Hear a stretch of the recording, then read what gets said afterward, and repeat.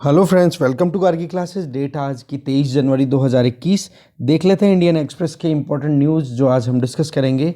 Front page पे अगर हम देखें तो हमारे लिए इंपॉर्टेंट न्यूज़ एक अवेलेबल है और उसमें भी थोड़ा सा आप ही को मेहनत करनी पड़ेगी। वो ये कि एनवायरनमेंट प्रोटेक्शन लॉ 1986 उसको लेकर के अभी national highway authority of India ने मद्रास हाई कोर्ट में एक स्टेटमेंट दिया है, ये कह के कि ये जो कानून था ना वो फॉरेन प्रेशर की वजह से बनाया गया था। तो इसमें कहीं ना कहीं आप देख सकते हो कि यूनाइटेड नेशन की कॉन्फ्रेंस थी, तो उसके बेसिस पे ये कानून लाया गया था और उस वजह से ये कानून बनाया गया था कि हाँ, कंजर्वेशन हमें एनवायरनमेंट का करना चाहिए। ठीक है, तो उसके बेसिस पे अगर कानून बनता है तो उसमें कोई इंटरनेशनल प्रेशर थोड़े ना रहा, क्योंकि उस कॉन्फ्रेंस में जो कि स्टॉकहोम में हुई थी 1972 में, उसमें इंडिया भी एक पार्टिसिपेटिंग पार्टी था। तो इस केस में अगर NHAI इस तरीके के स्टेटमेंट देता है तो कितनी गलत बात है, जो कि एक गवर्नमेंट अथॉरिटी है, गवर्नमेंट बॉडी है। ठीक है, इसके अलावा NHAI का एक स्टेटमेंट ये आता है कि बोला कि कुछ NGOज ऐसे हैं जो कि इंडिया के डेवलपमेंट के अगेंस्ट में जाना चाह रहे हैं, नेशनल इंटरेस्ट के अगेंस्ट में काम कर रहे हैं। क्योंकि NHAI जो है हाईवे अथॉरिटी है, हाईवे डेवलपमेंट का काम करती है। तो कुछ हाईवेज जो हैं वो कहीं ना कहीं आप देखोगे national park, wild life sanctuaries, या आप देखोगे बायोस्फीयर रिजर्व्स हैं, उनके थ्रू होती हुई जाती है। तो नेशनल हाईवे अथॉरिटी को बहुत सारे इश्यूज़ का सामना करना पड़ता है। तो इस केस को लेकर के NHAI ने ये स्टेटमेंट दिए हैं।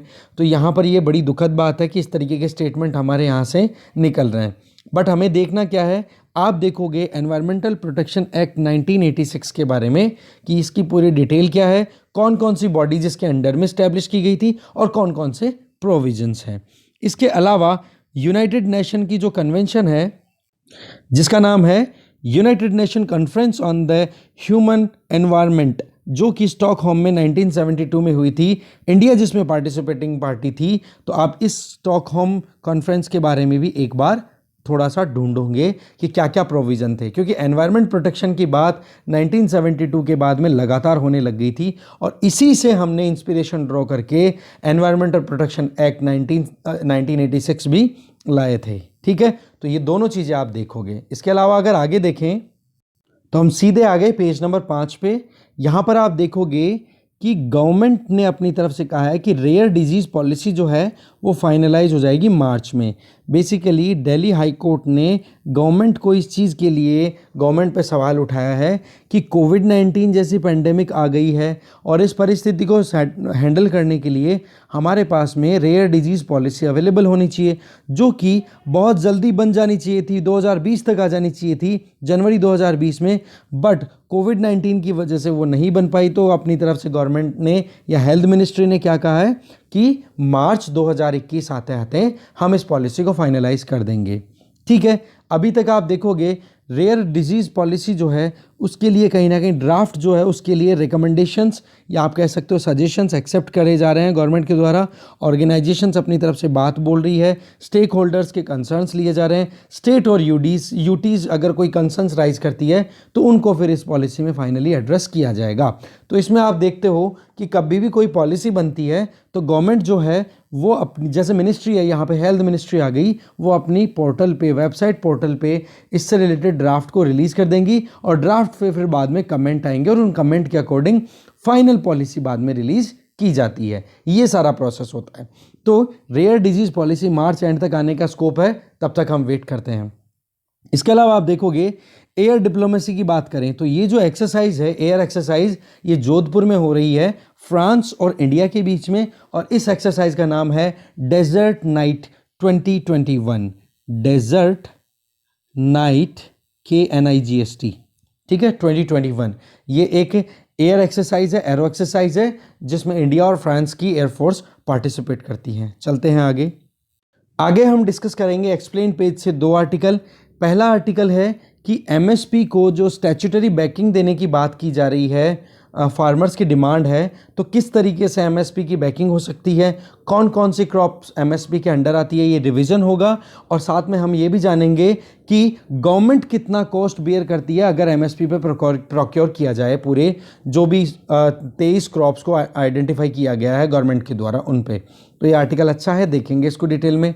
दूसरा, जो फार्म बिल्स हैं उनको लेकर के ये बात चल रही है कि गवर्नमेंट ने अपनी तरफ से फार्मर्स के साथ में डील फाइनलाइज करने की कोशिश की है, जिसमें ये कहा है कि फार्म बिल्स को या तो 1 साल या फिर 1.5 साल के लिए एक बार होल्ड पे रख लेंगे, फिर उसके बाद में आगे इंप्लीमेंटेशन को कैरी ऑन कर लेंगे। तो बात यह है कि जब पार्लियामेंट ने कानून पारित कर दिया तो उसको कितने टाइम तक इफेक्ट में लाया जा सकता है, क्या सरकार उसको होल्ड पे रख सकती है, क्या उसके आगे भी कुछ प्रोसेस और होता है जब पार्लियामेंट एक कानून को पारित कर देता है, तो ये सब जानेंगे। तो इस तरीके से दोनों आर्टिकल हम एक्सप्लेन पेज से डिस्कस करेंगे। इसके अलावा आगे चलें तो इकोनॉमी पेज पे हमारे लिए एक इंपॉर्टेंट आर्टिकल है जो डिस्कस करेंगे कि आरबीआई ने अपनी तरफ से एक 4 टियर स्ट्रक्चर सजेस्ट की है कि किस तरीके से एनबीएफसीज को रेगुलेट किया जा सकता है जिससे कि वो आगे फिर फेल ना हो सकें। अच्छा आर्टिकल है, अच्छे सजेशन दिए हैं। इकोनॉमी के पेज से हम इसको एसोसिएट करेंगे, जानेंगे क्या है ये सजेशन। इसके अलावा इस पेज पे दूसरा आर्टिकल हमारे काम का हो सकता है ये वाला, जिसमें गूगल, फेसबुक और ऑस्ट्रेलियन गवर्नमेंट के बीच में क्या टसल चल रहा है, इंडिया इससे क्या सीख सकता है, जानेंगे इस आर्टिकल के भी कुछ मुद्दों को। इसके अलावा आगे चलें तो वर्ल्ड पेज पे आप देखोगे हमारे सामने एक इम्पॉर्टेंट न्यूज़ है कि जैसे ही जो बाइडन ने ऑथ सेरेमनी कंप्लीट की, उसके बाद में रशिया की तरफ से एक फाइनलाइज हो गया है कि जो न्यू स्टार्ट ट्रीटी जिसके अंडर में जो न्यूक्लियर वेपन है उनका डिप्लॉयमेंट कंट्रोल करना, जो भी मिसाइल्स हैं, बॉम्बरी है, इनको कंट्रोल करना, उसके लिए कोल्ड वॉर के टाइम पे यूएसए और यूएसएसआर के बीच में जो एग्रीमेंट साइन हुए थे उनमें से ये लास्ट ट्रीटी है जो अभी एग्जिस्टेंस में है। तो यहाँ पर आप देखोगे यूएसए और रशिया के बीच में एक कंसेंसस बनती हुई दिखाई दे रही है कि इस ट्रीटी को 5 साल के लिए और एक्सटेंड कर दिया जाए। तो ये एक अच्छी न्यूज़ है जिसके बारे में हम इस आर्टिकल में एक बार देखेंगे। तो इस तरीके से जो भी इंपॉर्टेंट आर्टिकल 3-4 बच रहे हैं उनको अब हम डिटेल में देखते हैं। फर्स्ट आर्टिकल है एक्सप्लेन पेज से the cost of assured MSP. Farmer unions जो प्रोटेस्ट कर रही हैं दिल्ली बॉर्डर पे, वो लगातार एक ही डिमांड पे अटकी हैं कि इन 3 रिफॉर्म बिल्स को तो रिफॉर्म लॉज को तो रिपील किया जाए और एमएसपी को जो मिनिमम सपोर्ट प्राइस है उसको लीगल बैकिंग दे दी जाए। तो इस मुद्दे में अगर हम देखें तो अगर इस एमएसपी को लीगल बैकिंग दे दी जाती है तो क्या ये किया जा सकता है, तो यहाँ पर आंसर दिए जाते हैं। बोले इसके 2 तरीके हैं। पहला तरीका जिसमें प्राइवेट सेक्टर को भी इस चीज़ के लिए फोर्स किया जाए कि अगर आप कोई भी क्रॉप प्रोड्यूस को परचेज करते हो तो आपको एमएसपी पे ही ख़रीदना पड़ेगा, उसके नीचे आप ख़रीद नहीं सकते हो। कहने का मतलब आप एक फ्लोर प्राइस फिक्स कर दोगे जिससे नीचे कोई भी ख़रीदारी नहीं होगी, चाहे मंडियों में हो चाहे मंडियों के बाहर हो। तो ये जो चीज़ है ना, ये कहीं ना कहीं लगातार फार्मर्स के द्वारा डिमांड की जा रही है। बेसिकली अभी उत्तर प्रदेश, हरियाणा में आप देखोगे वहाँ पर एमएसपी से भी ज़्यादा प्राइस के ऊपर पैडी और वीट का सेलिंग और परचेजिंग होती है। और दूसरी तरफ आप देखोगे गवर्नमेंट भी है, वो भी एमएसपी को प्राइस को एक तरीके से अनाउंस करती रहती है टाइम टू टाइम बेसिस पे। तो पहला तरीका तो हो गया प्राइवेट सेक्टर को फोर्स करना। दूसरा रूट क्या हो सकता है कि गवर्नमेंट खुद ही पूरी क्रॉप प्रोड्यूस को परचेज कर ले। तो यहाँ पर गवर्नमेंट के पास में जो मशीनरी है उनमें से इंपॉर्टेंट जो इंस्टीट्यूशंस हैं वो हैं food corporation of India, national agricultural corporation marketing federation of India, cotton corporation of India. ये कुछ ऐसे इंस्टीट्यूट हैं जो कि गवर्नमेंट की अंडर में काम करते हैं और वो प्रोक्योरमेंट किया करते हैं। इसके अलावा आप देखोगे पैडी का प्रोक्योरमेंट लगभग 77.34 मिलियन टन का होता है। ये डेटा हमारे इतने काम का है नहीं। फिर आगे हम चलें कि जो प्रोक्योरमेंट होता है वो प्रोक्योरमेंट कितनी फसलों का होता है, तो वो है 23 कमोडिटीज़ हैं जिनमें 7 तो हैं सीरियल्स, जिनके नाम अगर हम देखें पैडी, वीट, मेज़, बाजरा, जोवार, रागी, बार्ली। ठीक है, 7 सीरियल्स। 5 है पल्सेस जिनमें चना, अरहर, मूंग, उड़द और मसूर। ऐसे ही 7 ऑयल सीड्स हैं जिनमें groundnut, soybean, rapeseed mustard, sesamum, sunflower, niger seed and safflower. ऐसे करके ये 7 ऑयल सीड हो गए। फिर 4 कॉमर्शियल क्रॉप्स होती हैं जिनमें शुगर केन, कॉटन, कोपरा और रो जूट होता है। तो ऐसे करके ये 23 हैं। इन लिस्ट को आप ज़रूर याद रखना क्योंकि इस तरीके की लिस्ट में से प्रीलिम्स में या ऑब्जेक्टिव टाइप एग्जाम में पूछ लिया जाता है कि गवर्नमेंट ऑफ इंडिया के द्वारा एमएसपी किस किस क्रॉप के लिए अनाउंस की जाती है। तो ओवरऑल देखें इन 23 क्रॉप्स का जितना प्रोडक्शन होता है, अगर उसका एमएसपी पे प्रोक्योरमेंट किया जाए तो 2019 में टोटल प्रोडक्शन का एमएसपी के हिसाब से अगर वैल्यू लगाई जाए तो कितना हुआ, 10.78 लाख करोड़। ठीक है, बट इसमें आप देखोगे एक्चुअल में गवर्नमेंट जो प्रोक्योर करती है वो थोड़ा कम होता है, और जो प्रोडक्शन होता है इन 23 क्रॉप्स का, उनमें से कुछ हिस्सा फार्मर्स जो हैं वो फैमिली कंजम्पशन, अपने एनिमल्स को फीड करने के लिए, और जैसे अगली सीजन में बुआई के लिए बीज बचाने के लिए, ऐसे करके थोड़ा बहुत स्टॉक रख लेते हैं। बाकी जो है वो मार्केट में वो उतार देते हैं। तो लगभग आप देखोगे ओवरऑल इन 23 क्रॉप्स का मार्केट वैल्यू देखो जो मार्केट में आता है तो वो बन जाता है 8 लाख करोड़। तो यहाँ पर कहीं ना कहीं एमएसपी का सपोर्ट की डिमांड यहाँ पे फार्मर्स की लगातार की जाती है, और इस पर्टिकुलर 8 लाख करोड़ का जो कमोडिटी है इसको सेल करने की बात की जा रही है फार्मर्स के द्वारा। अब बात आ जाती है कि गवर्नमेंट जो है को किस तरीके से ये एमएसपी इंश्योर कर सकती है। देखो एमएसपी की अगर बात करें तो शुगर केन इकलौता एक ऐसा एक कमोडिटी है जिसके लिए कहीं ना कहीं शुगर मिल्स के बेसिस पे कहीं ना कहीं उनको पेमेंट मिलता है, जिसमें फेयर रेम्यूनरेटिव प्राइसेस उनको मिलती है।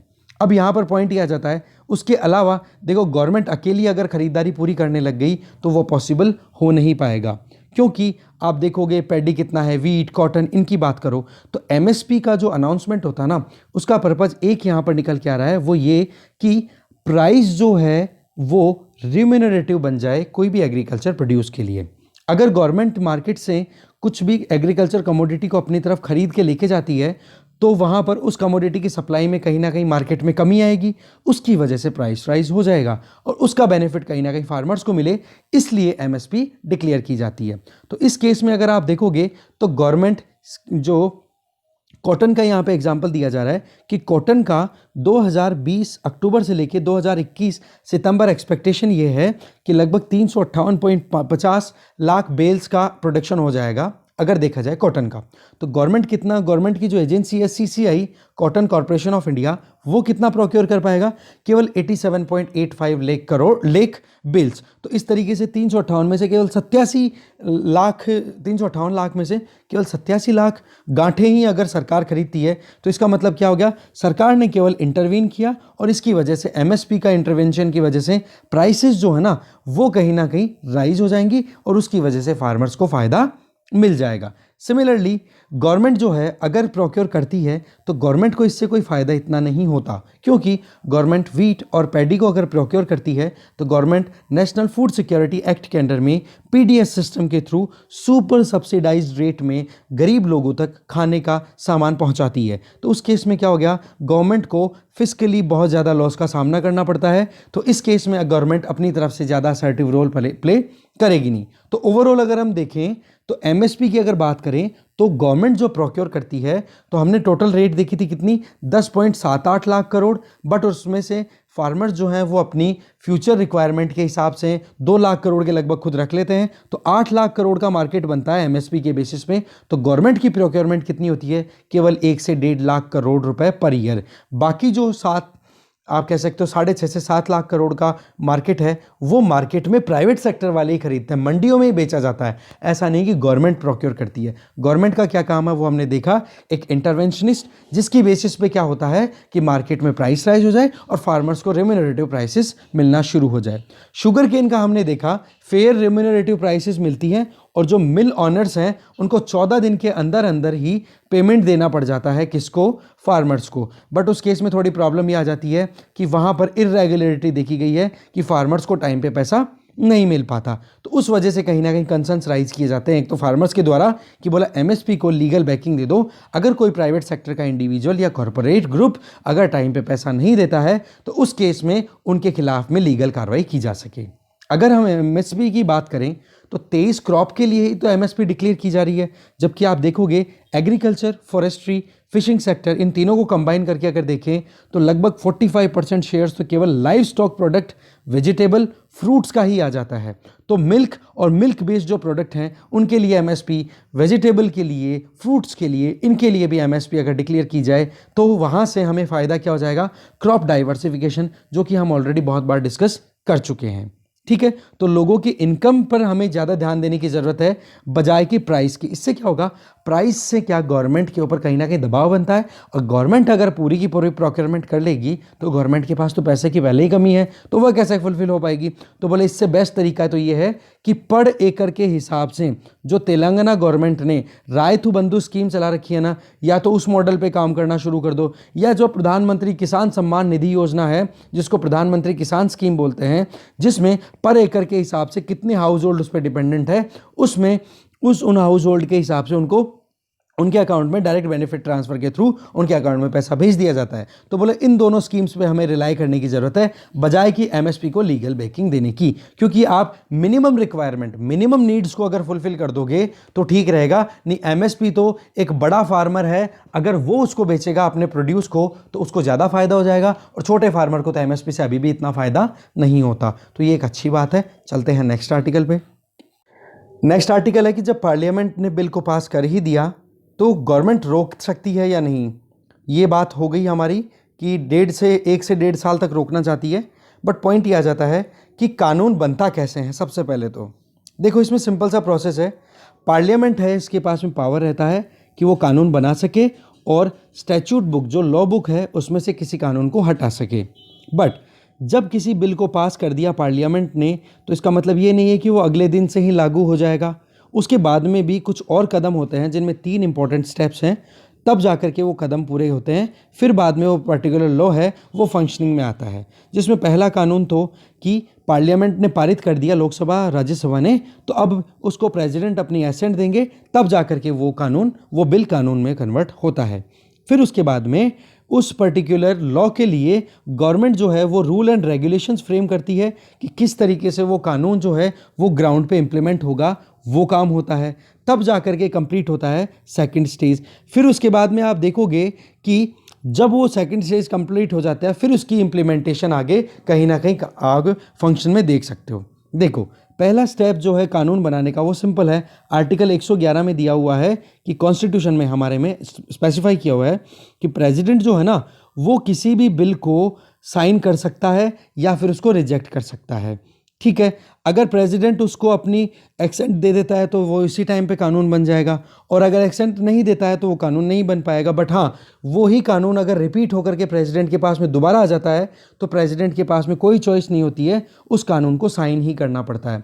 अब बात यह आ जाती है, क्या प्रेसिडेंट अपनी एक्सेंट को होल्ड पे रख सकता है? जी बिल्कुल, अपनी एक्सेंट को होल्ड पे रख सकते हैं। 2006 में हमारे प्रेसिडेंट APJ अब्दुल कलाम थे, उन्होंने एक बिल को बिल्कुल मना कर दिया था कि जिसमें जो MPs हैं जिनको डिस्क्वालीफाई कर दिया, किस बेसिस पे कि वो ऑफिस ऑफ प्रॉफिट को होल्ड करते हैं, तो बोला उनको प्रोटेक्शन मिलनी चाहिए। तो हमारे जो प्रेसिडेंट थे उन्होंने मना कर दिया, बोला कि इसको मैं बिल्कुल भी साइन नहीं करूंगा। बट वही बात है कि वो ये 2006 की बात है, तो इसका मतलब क्या हो गया कि एक प्रेसिडेंट होल्ड पे रख सकता है। बट वही बात अगर पार्लियामेंट दोबारा से उसको बिल को वापस से भेज दे, घुमा करके लोकसभा राज्यसभा से पारित करवा के, तो फिर उसको प्रेसिडेंट को असेंट देनी ही पड़ती है।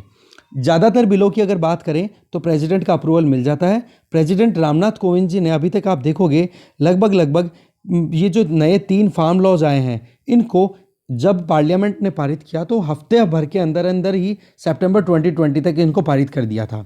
जबकि आप देखोगे 1986 में जो हमारे प्रेसिडेंट थे ज्ञानी जैल सिंह जी, उन्होंने एक लूप होल ढूंढ लिया कॉन्स्टिट्यूशन का। वो ये था कि एक बिल आया था उनके पास में, और उनके पास में वो बिल आया था तब उनके टेन्योर खत्म होने का 7 महीने का टाइम था। तो उन्होंने अपने पास में वो बिल रख लिया और फिर उसके बाद में वो रिटायर हो गए थे। तो इस तरीके से भी उन्होंने अपने पास में बिल को होल्ड रखा। तो कहने का मतलब प्रेसिडेंट जो है ना वो कहीं ना कहीं आप देखोगे होल्ड पे रखने की और एक कैपेसिटी रखता है। ये एक लूप होल का स्कोप और हमें समझ में आया। अगला कदम अगर प्रेसिडेंट का एसेंट मिल गया वो होता है कि लॉ को अगर हमें इम्प्लीमेंट करना है तो पार्लियामेंट क्या है, एक स्केलेटन बना के देती है, हड्डियों का ढांचा, और डेलीगेट कर देती है गवर्नमेंट को कि भाई अब आप पर्टिकुलर लॉ के लिए मास और ब्लड की व्यवस्था करो। दैट मीन्स आप डिटरमाइन कर लो कि किस तरीके से ग्राउंड लेवल पे वो लॉ जो है वो इम्प्लीमेंट होगा। और फिर बिल में ये चीज़ मेंशन की जाती है कि वो बिल जो है वो कब फोर्स में आ जाएगा।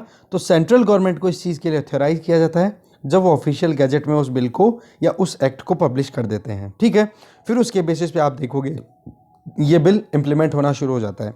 जैसे कि एग्जांपल बता रहे हैं कि पार्लियामेंट ने रिसाइकलिंग ऑफ शिप्स एक्ट दिसंबर 2019 में पारित कर दिया था, और ये एक्ट जो था अक्टूबर 2020 में गवर्नमेंट ने इसका एक सेक्शन 3 था वो इम्प्लीमेंटेशन में ला दिया था। इसमें क्या हुआ, मतलब पूरे कानून की बजाय अगर कोई सेक्शन जैसे पार्लियामेंट से पारित अगर हो गया, प्रेसिडेंट की एसेंट मिल गई, तो मतलब कानून तो बन गया। अब उसमें से किसी भी एक सेक्शन को भी इम्प्लीमेंट किया जा सकता है। तो गवर्नमेंट ने इस रिसाइकलिंग ऑफ शिप एक्ट 2019 को कहीं ना कहीं, आप देखोगे इसका सेक्शन 3 था उसको इम्प्लीमेंट कर दिया, और आप देखोगे कि गवर्नमेंट ऑफिसर्स को डेजिग्नेट कर दिया कि जो भी शिप रिसाइकलिंग हो रही है इंडिया में, आप उसको ऑब्जर्व कर लो, जबकि वो पूरा एक्ट है वो अभी इम्प्लीमेंट होने में थोड़ा वक्त लगेगा। तो ऐसे करके किसी सेक्शन को भी इन्वोक किया जा सकता है। अब बात आ जाती है कि लॉ को इफेक्ट देना वो कैसे होगा। देखो, गवर्नमेंट जो है वो ऐसा नहीं है कि लॉ को जल्दी से जैसे ही बिल आया उनके कानून बन करके आया और उनको इम्प्लीमेंट कर देती है। तो यहाँ पर दो एग्जांपल, एक तो नेशनल एनवायरनमेंट ट्रिब्यूनल एक्ट है, एक दिल्ली रेंट कंट्रोल एक्ट है, ठीक है, जो कि पार्लियामेंट ने पास कर दिए थे 1995 में पीवी नरसिम्हा राव जी के टेन्योर के टाइम पे। आप देखोगे कि जब नेशनल ग्रीन ट्रिब्यूनल का 2010 का कानून आया था ना, तब तो ये नेशनल एनवायरमेंटल ट्रिब्यूनल एक्ट इसको रिपील किया गया था, कितने 10 साल बाद में एक्शन लिया गया था। और फिर 2013 में दिल्ली रेंट कंट्रोल एक्ट है उसको रिपील किया गया, जो कि अभी भी रिपील करने की बात की गई, जो कि अभी भी राज्यसभा में पेंडिंग है। तो आप देख सकते हो कुछ कानून कई सालों तक भी अटके पड़े रहते हैं। इसी तरीके से बहुत सारे ऐसे उदाहरण भी हैं जहां पर आप देखोगे कुछ स्पेसिफिक लॉ हैं वो आप देखोगे जल्दी से जल्दी इफेक्ट में भी आ जाते हैं। जैसे कि 2013 का जो लैंड एक्विजिशन एक्ट था ना, उसको बहुत जल्दी कानून में मतलब इम्प्लीमेंट करना शुरू कर दिया था, क्योंकि प्रेसिडेंट का जैसे एसेंट मिला और बिल में कहीं ना कहीं स्पेसिफाई किया हुआ था कि जैसे ही ये एसेंट मिल जाती है इसको प्रेसिडेंट की, तो उसके 3 से 6 महीने के अंदर अंदर आप इसको इम्प्लीमेंट कर दोगे। तो ऐसे कानून भी है जिनको जल्दी से इम्प्लीमेंट किया जाता है। इसी तरीके से आप देखोगे कुछ ऑर्डिनेंसेज की बात करें। अब ऑर्डिनेंस का आपको प्रोविज़न पता है कि आर्टिकल 123 में हमारे जो प्रेसिडेंट है वो ऑर्डिनेंस डिक्लेयर कर सकते हैं जब पार्लियामेंट का कोई भी एक हाउस अगर मतलब सेशन में नहीं है। तो उस केस में क्या हो जाता है कि ऑर्डिनेंस जो है वो 6 महीने तक उसकी लाइफ होती है। अब हमें पता है कि पार्लियामेंट के हाउस की सेशन के बीच में दो सिटिंग्स के बीच में कितने दिन महीने का गैप हो सकता है, मैक्सिमम 6, तो 6 महीने की उसकी लाइफ। और जैसे ही सेशन शुरू होता है और ऑर्डिनेंस को फिर बाद में गवर्नमेंट जो है वो बिल के तौर पे इंट्रोड्यूस करती है पार्लियामेंट में, और वहाँ पर 6 हफ्ते के अंदर अंदर उसको पास करवाना होता है। तो ऐसे करके आप देखोगे तो 6 महीने और 6 हफ्ते की लाइफ होती है मैक्सिमम ऑर्डिनेंस की, और फिर उन ऑर्डिनेंस को रिप्लेस करवाया जाता है नए बिल से, नए कानून से। तो यही काम हुआ था इन फार्म बिल्स के लिए, जो कि लॉकडाउन के टाइम पे इंप्लीमेंट किए थे ऑर्डिनेंस के थ्रू, और फिर बाद में सितंबर 2020 आते ही इनका कानूनन तौर पे पार्लियामेंट के थ्रू पारित करवा करके और इनको एक्ट में कन्वर्ट करा दिया गया। यहां पर आप देखोगे बेनामी ट्रांजैक्शन एक्ट है 1988 का, वहां पर एक्ट तो बन गया था 1988 में, बट रूल्स एंड रेगुलेशन जो थे ना, मतलब स्केलेटन तो तैयार हो गया था 1988 में, बट बॉडी जो तैयार होनी थी ना वो ड्यू थी। फिर 25 साल में आप देखोगे 2016 में इस 1988 के बेनामी ट्रांजैक्शन बिल को तो रिपील किया गया और नया बिल लाया गया, तब जाकर के फिर इसके रूल रेगुलेशन बन के फिर बाद में ये लॉ इंप्लीमेंट हुआ। तो आप देख सकते हो कि कई कानून कई सालों तक भी अटके पड़े रहते हैं, ठीक है। तो अभी जो सेंट्रल गवर्नमेंट ने कहा है 1 से 1.5 साल वाला प्रोविजन कि भाई 1 से 1.5 साल तक हम इनको होल्ड पे रख लेंगे, तो ये पॉसिबिलिटी है कि गवर्नमेंट जब तक इनके रूल्स नहीं बना देती, रेगुलेशन नहीं बना देती, तब तक गवर्नमेंट इन लॉज को होल्ड पे रख सकती है, ठीक है। तो आप देखोगे ये बेनामी जो एक्ट था ना, इसके बेसिस पे 1988 में रिकॉग्नाइज हो गई थी, जो मतलब बेनामी का मतलब वो हो गई कि जो लोग पाकिस्तान में चले गए इंडिया को छोड़ करके, उनकी प्रॉपर्टी रह गई पीछे से इंडिया में, तो उनकी वो प्रॉपर्टी थी ना, उनको देखो आप मतलब बेचने में या फिर उनको उनका जो मनी थी उसको लेने में गवर्नमेंट को कितने साल लग गए। तो कहने का मतलब ये है फार्म लॉज के ऊपर भी इसी तरीके से गवर्नमेंट करना चाहे तो कर सकती है। चलते हैं नेक्स्ट आर्टिकल पे। नेक्स्ट आर्टिकल है आरबीआई ने 4 टियर की एक स्ट्रक्चर डिफाइन की है कि जिससे कि एनबीएफसी जो हैं नॉन बैंकिंग फाइनेंशियल कंपनीज, उनको टाइटर रेगुलेट किया जा सके। आरबीआई ने एनबीएफसी के लिए रेगुलेशन दिया है। इसमें आप देखोगे 4 लेयर की हम सीधी बात कर लें, जिसमें सबसे बॉटम में एक पिरामिड बनाने की बात की जाएगी, जिसमें बॉटम में होगी बेस लेयर, उसके ऊपर होगी मिडिल लेयर, उसके ऊपर होगी अपर लेयर और उसके ऊपर होगी टॉप लेयर। तो इन दोनों लेयर्स में कहीं ना कहीं सारी एनबीएफसीज एब्जॉर्ब हो जाएंगी, और इस वाली का तो चांसेस ये है कि ये वैकेंट ही रहेगी, और इस वाली में ये है कि कुछ यहाँ से जो मिडिल लेयर है उससे अपग्रेड करके ऊपर ले जाया जाए। तो यहाँ पर बेस लेयर में जो आप देखोगे जो एनबीएफसी होगी वो कौन सी होगी, यहाँ पर लीस्ट रेगुलेटरी इंटरवेंशन होगा, या फिर आप कह सकते हो पिरामिड के बिल्कुल बॉटम में रहेंगी। और वो इंस्टीट्यूशन यहाँ पर कौन आएंगे, जो एनबीएफसी नॉन सिस्टमेटिकली इंपॉर्टेंट हैं, ठीक है, नॉन सिस्टमेटिकली इंपॉर्टेंट, जिनमें जो लैंडिंग प्लेटफॉर्म्स हैं, एनबीएफसी सीएए है, इस तरीके से। दूसरा मिडिल लेयर है, वहाँ पर आप देखोगे दूसरी लेयर में आप देखोगे तो सिस्टमेटिकली इंपॉर्टेंट एनबीएफसीज आ जाएंगी, जो कि जैसे कि हाउसिंग फाइनेंस हो गई, आईएफसीज हो गई, आईडीएफसी हो गई, ठीक है, जो डिपॉजिट भी ले सकती हैं। तो इस तरीके के इंस्टीट्यूशन आ जाएंगे दूसरी लेयर पे। तीसरी लेयर है अपर लेयर, जहाँ पर आप देखोगे सिस्टमेटिकली सिग्निफिकेंट, ठीक है, सिस्टमेटिकली सिग्निफिकेंट एनबीएफसीज को यहाँ पे लाया जाएगा। यहाँ पर और ज़्यादा रेगुलेशन होना शुरू हो जाएगा, क्योंकि देखो जब हमारे सिस्टम में ये जो बॉडीज़ हैं अगर ज़्यादा इंपॉर्टेंट हो जाती है ना, तो उस केस में उनका रेगुलेशन प्रॉपर नहीं हो, और अगर मान लो फेल हो गई, जैसे हमने देखा केस IL&FS का, ये इसके फेल होने से कितना ज़्यादा क्राइसिस आ गया था एनबीएफसीज में, कितना ज़्यादा हमारे फाइनेंशियल मार्केट में एनपीएस हो चुके हैं। तो इस वजह से इनका रेगुलेशन बहुत ज़्यादा ज़रूरी है। फिर बात करें टॉप लेयर की, तो अपर लेयर में कुछ ऐसी एनबीएफसीज जो और भी ज़्यादा इंपॉर्टेंट हो गई है, तब उनको इस पर्टिकुलर रेगुलेशन या सुपरविजन लेयर में शिफ्ट कर दिया जाएगा, और वहाँ पर और ज़्यादा कड़ी निगरानी उन पर रखी जाएगी। तो ओवरऑल बात क्या है कि रेगुलेशन को किस तरीके से किया जाना है वो डिपेंड करेगा कि एनबीएफसी का स्टेटस क्या है। अगर बहुत ही ज़्यादा इंपॉर्टेंट एनबीएफसी है, बहुत बड़े स्केल पे काम कर रही है, तो वो टॉप लेयर या फिर अपर लेयर में उनका रेगुलेशन होगा। थोड़ा मिडिल क्लास का सा है, मिडिल लेवल का सा है, तो मिडिल लेयर। और ये बिल्कुल ही कम या फिर नई एनबीएफसी कोई है जो कि इतनी ज़्यादा इंपॉर्टेंट नहीं, अगर वो फेल भी हो जाए तो इतना डर नहीं है, तो वो आ जाएगी कहाँ पर, बेस लेयर में। तो ऐसे करके आरबीआई ने ये प्रपोजल दिया है, ठीक है। चलते हैं नेक्स्ट आर्टिकल पे। नेक्स्ट आर्टिकल है कि गूगल और फेसबुक के बीच में, फेसबुक दोनों, और इधर ऑस्ट्रेलिया में टसल चल रही है। तो यहाँ पर बात क्या है, हमने एक बार देखा भी था कि जैसे न्यूज़ चैनल हैं, बहुत सारी मीडिया हाउसेज हैं, न्यूज़ वो कलेक्ट करते हैं, बहुत मेहनत करते हैं, वो न्यूज़ कलेक्ट करके लेके आते हैं, और गूगल जो है वो उन न्यूज़ को अपने हिसाब से अपने सर्च इंजन में डालता रहता है। जैसे आप गूगल एप्लीकेशन डाउनलोड करते हो तो आपने भी देखा होगा ना कि किस तरीके से न्यूज़ है वो गूगल अपने आप ही प्रमोट करता रहता है। तो उससे क्या होता है, गूगल इसमें रेवेन्यू कलेक्ट कर रहा है, रेवेन्यू बना रहा है। तो उस चीज़ को रोकने के लिए ऑस्ट्रेलियन गवर्नमेंट ने कैनबरा में अपनी पार्लियामेंट में, जो अपर हाउस है सेनेट ऑस्ट्रेलिया की, उसमें ये प्रोविज़न डाला है कि गूगल को इस चीज़ के लिए हर्जाना बरतना पड़ेगा, या फिर जो मेन मीडिया हाउस है उनको रॉयल्टी देने की ज़रूरत है। बट गूगल ने ये कहा अगर आप ऐसा करोगे तो हम इस तरीके से काम नहीं करेंगे।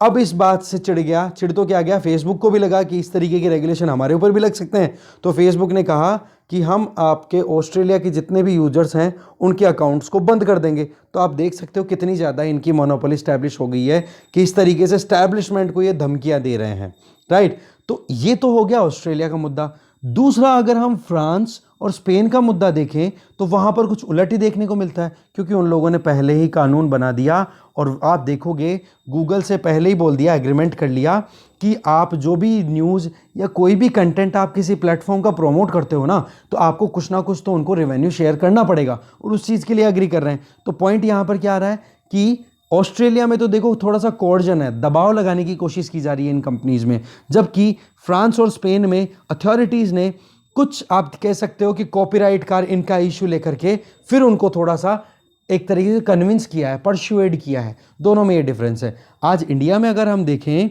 तो यूजर्स की अगर बात की जाए, अगर ऑनलाइन न्यूज़ पढ़ने वाले यूजर्स की बात करें 2020 में, तो लगभग 300 मिलियन यूजर्स हैं जो कि ऑनलाइन न्यूज़ साइट्स को एक्सेस करते हैं। लगभग 77% जो स्मार्टफोन एक्सेस करते हैं उनमें 77% लोग न्यूज़ पढ़ते हैं ऑनलाइन। तो आप देख सकते हो कि कितना ज़्यादा इंडिया के पास भी बेस है। तो इस चीज़ के लिए हमें भी तैयार रहने की ज़रूरत है, इस चीज़ पर हमें भी जल्दी से जल्दी काम करने की ज़रूरत है। आगे चलते हैं, और आज का लास्ट आर्टिकल है वो है मॉस्को ने वेलकम किया है कि यूएसए ने अपनी तरफ से एक प्रपोजल दिया है कि क्यों ना न्यू स्टार्ट ट्रीटी को एक्सटेंड किया जाए अगले 5 सालों के लिए। अब देखो, जैसे ही लीडरशिप चेंज हुई है ट्रंप के बाद में, जो बाइडन ने 20 तारीख को परसों जैसे ही प्रेसिडेंटशिप एक्सेप्ट की है, उसके बाद में आप देख सकते हो, तो ये एक पॉलिटिकली वेलकमिंग स्टेप है। अब हम यहाँ पे सीधा सा देख लेते हैं कि new start treaty last time कब साइन हुई थी, एक्सटेंशन मिला था 2010 में, जब प्रेसिडेंट थे बराक ओबामा यूएसए के और दिमित्री मेदवेदेव प्रेसिडेंट हुआ करते थे रशिया के। इसमें क्या है ट्रीटी में, देखोगे इसमें दोनों कंट्री एक दूसरे को लिमिट करते हैं कि 1550 से ज़्यादा न्यूक्लियर वॉर हेड को डिप्लॉय नहीं करेंगे, 700 से ज़्यादा मिसाइलों को डिप्लॉय नहीं करेंगे या बॉम्बर्स को डिप्लॉय नहीं करेंगे।